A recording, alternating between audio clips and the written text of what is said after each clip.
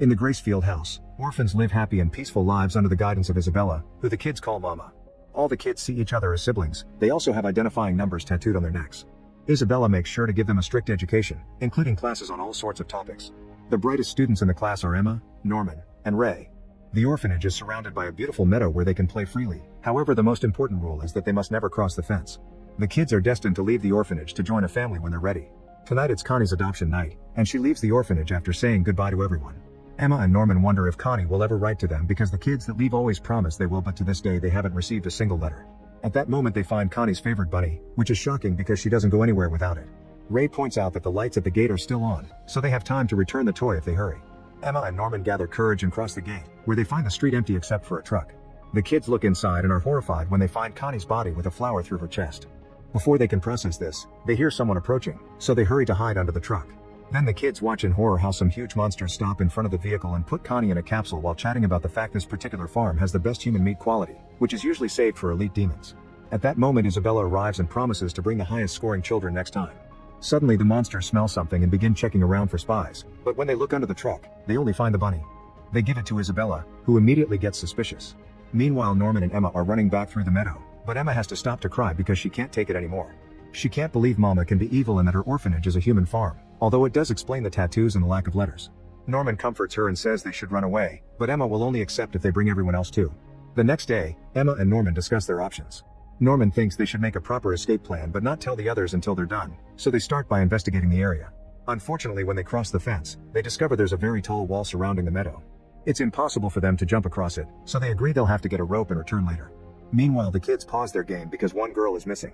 Isabella quickly takes out her watch and walks into the forest, just to come back in seconds with the girl in her arms.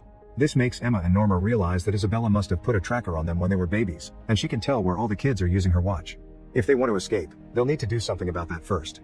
The next day, Emma and Norman hide some rope in a tree and get caught red-handed by Ray. Norman immediately tells him everything, and to their surprise, Ray has no trouble believing it. In fact, he wants to help. Afterward, they do research in the library and discover a bunch of books have an owl stamp with a circle representing Morse code. Decoding it reveals someone named Minerva knows the truth too and urges them to run. Later in the evening, Isabella introduces the kids to her new assistant Krona. This causes the kids to worry because with another guarding pair of eyes in the house, it'll be harder for them to escape. When the ladies are alone, Isabella gives Krona the kids' profile to memorize and reveals she knows the kids are aware of the truth, however she won't let them escape. The next day, the trio organizes a special game of tag as a sneaky way to teach the other children how to run and hide for their future escape. However, Krona hears them and joins the game, managing to catch every single kid except for Norman. Later the trio discusses this situation, and Norman comes to the conclusion there must be a spy among the children that is telling Isabella about their every move. It has to be someone older, so in order to find out, they decide to tell Dawn and Gilda the truth to test the theory. Dawn has trouble believing it and frustratedly hits Ray, but Gilda quickly accepts because she knows Emma loves Mama too much to lie about this.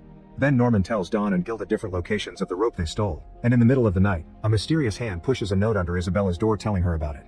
In the morning, the kids confirm Isabella took away the rope. Emma and Ray are happy the trick worked, but Norman shocks them when he reveals that the trap had been for Ray, who had the real rope location while Norman gave the other two a fake one. Ray finally admits that he discovered the truth a long time ago and confronted Isabella about it, who offered a deal. If he spied for her, she would delay his adoption. Ray accepted because he knew he couldn't escape alone, but he never stopped trying to find another solution. He was the one that left the bunny to make his friends find out the truth too. Emma and Norman declare they still trust him and that Ray will work as a double spy for the team. Afterward, they hide the ropes in Ray's secret hole in the floor, where he also keeps gas cans and the gadget he made to neutralize the trackers. Later Ray tells Isabella that the kids will try to poison her food, which is a lie to keep her distracted.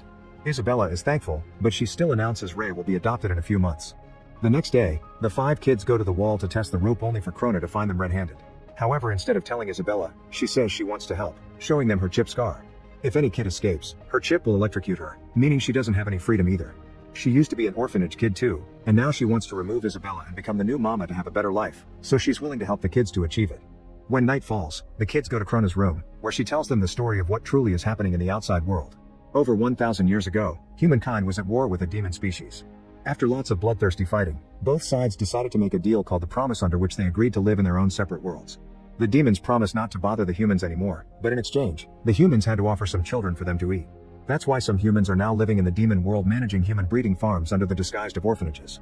The kids are raised with good education because eating intelligent humans prevents the demons from turning into mindless monsters. The kids ask about the tracker, and Krona confirms it's on their ears.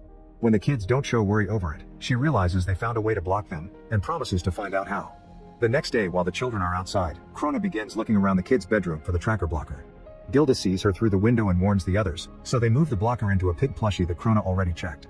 Eventually Krona finds the hole and gets suspicious to see it empty, so she tries checking the room again. When Krona is about to open the piggy, she's suddenly interrupted by Isabella, who brings a letter informing Krona she's been transferred to another plant to be mama there. Krona is suspicious, so before leaving, she leaves a special pen behind for the kids. When she makes it to the gate, Krona meets the supervisor, known as grandmother, and tells her about what's going on at the orphanage. However, grandmother informs her Isabella is the best at the job and she won't let the kids escape. Then grandmother allows a demon to kill Krona. Sometime later, Emma and Norman go to the wall while Ray distracts Isabella. However, Isabella isn't tricked and says she was the one to get rid of Krona before locking Ray up in a room. While Dawn helps Ray come out, Isabella goes to the wall and gives Norman and Emma a speech about how she's given them everything they needed and that they shouldn't resist the inevitable. Suddenly Emma tackles Isabella so Norman can escape, but Isabella easily overpowers her and breaks Emma's leg to stop her.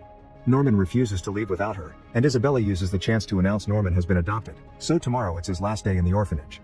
When night falls, the kids gather to discuss how to help Norman, but Norman tells them not to bother, because he'll happily be a sacrifice if that means protecting the others.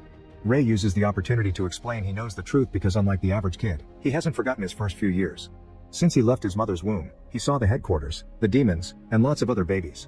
Afterward Norman gets his things ready and finds the mysterious pen in his drawer. The next day, Norman climbs the wall with the rope to gather some information. However, he's devastated to see the meadow is surrounded by a cliff. He returns to the orphanage and gives his friends a drawing of the area, telling them to find a bridge to cross the gap.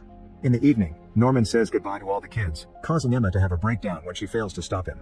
Isabella then takes Norman through the gate, and the kid is surprised to see a man named Peter instead of a monster. Peter explains he leads the operation to feed the monsters and offers all the gritty details, but Norman doesn't allow him to scare him because he's at peace with his decision. At that moment a demon arrives and kills him. For the following months, a depressed Emma can't do anything but recover from her injury, and she gets disturbed when Isabella tells her she'd like her to be the next mama. Since he can't do this alone, Ray has lost all hope as well, and Isabella considers it a victory.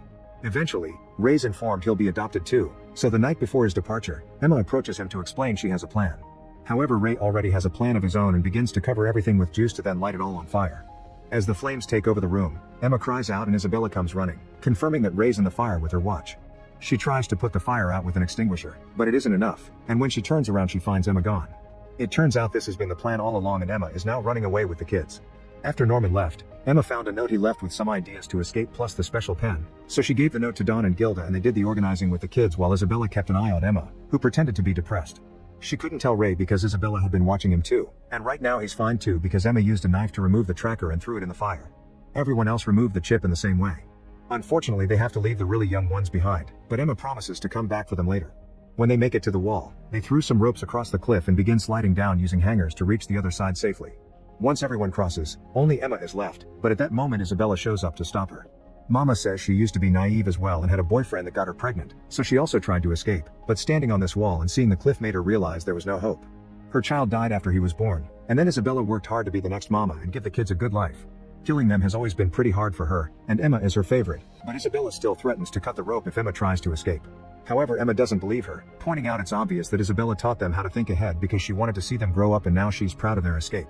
While Isabella denies it, Emma slides down the rope and Isabella raises her knife, but she can't bring herself to do it. As Isabella proudly watches the kids run, she remembers when little Ray sang a song he heard in the womb and made her realize he was the baby she had supposedly lost. Afterward, the kids begin making their way through the jungle. When some of them are too tired or scared to keep going, Emma shows them the pen, which projects a picture of Minerva's owl symbol that will lead them safely to the city. Meanwhile, Isabella goes to see grandmother and Peter and takes full responsibility for everything that happened, so the leaders punish her by making a demon eat her.